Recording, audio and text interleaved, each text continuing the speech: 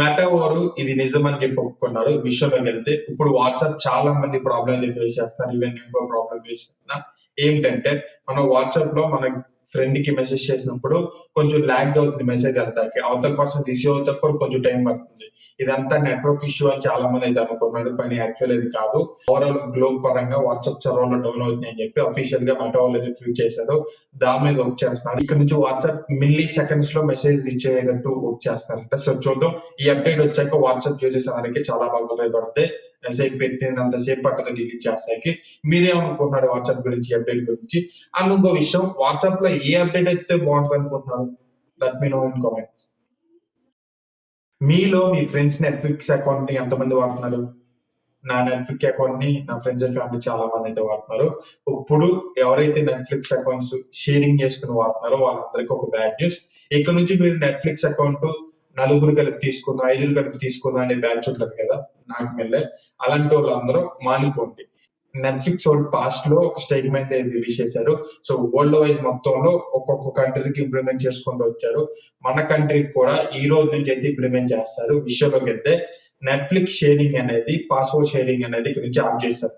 Netflix sharing కేవలం మన టీవీకి, మన ల్యాప్టాప్ కి, మన ఫోన్ తప్ప ఒకే అకౌంట్ 4-5 ఫోన్ లో యాక్సెస్ చేస్తాకి లేదు. ఇక్కడ మీలో చాలా మంది నెట్ఫ్లిక్స్ అకౌంట్ కోసం అమౌంట్ షేర్ చేసుకుని కొనుక్కుంటారు. ఇక్కడ నుంచి ఆ తప్పు చేయొద్దు. అలా చేస్తే మీకే లాస్.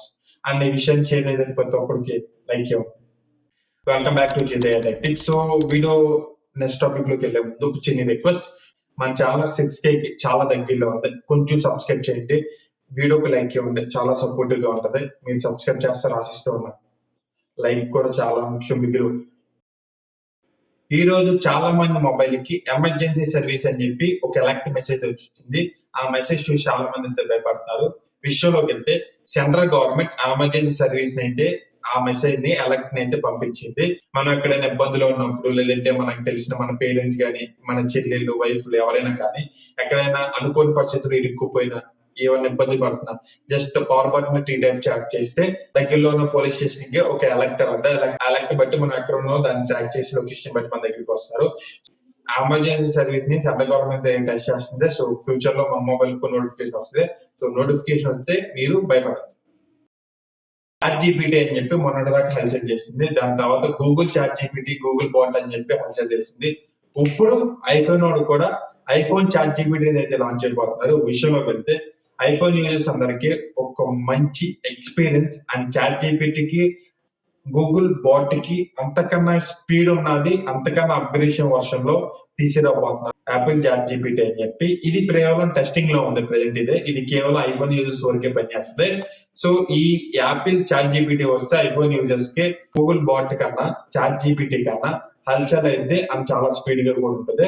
సో ఐఫోన్ యూజర్స్ అందరికి ఇది ఒక మంచి good news. So iPhone users ఎవరైనా ఉంటే మన ఛానల్ లో లైక్ చేయండి. అండ్ ఐఫోన్ యూజర్స్ ఉన్న మీ ఫ్రెండ్ ఉంటే ఖచ్చితంగా ఈ వీడియో లింక్ షేర్ చేయండి. మంచి గుడ్ న్యూస్.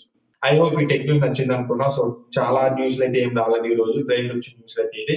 ఇంకేమైనా న్యూస్లు వస్తే నేను కమ్యూనిటీ దాంట్లో పోస్ట్ చేస్తాను. కొంచెం రిక్వెస్ట్, సబ్స్క్రైబ్ చేయండి. మీ ఫ్రెండ్స్ అండ్ ఫ్యామిలీ షేర్ చేయండి. సపోర్ట్ చేయండి. చిన్నపిల్లలు కదా, కొంచెం సపోర్ట్ చేయండి. మరిన్ని వీడియోస్ ఎప్పటికప్పుడు వస్తూనే ఉంటాను. So see you next video. Bye.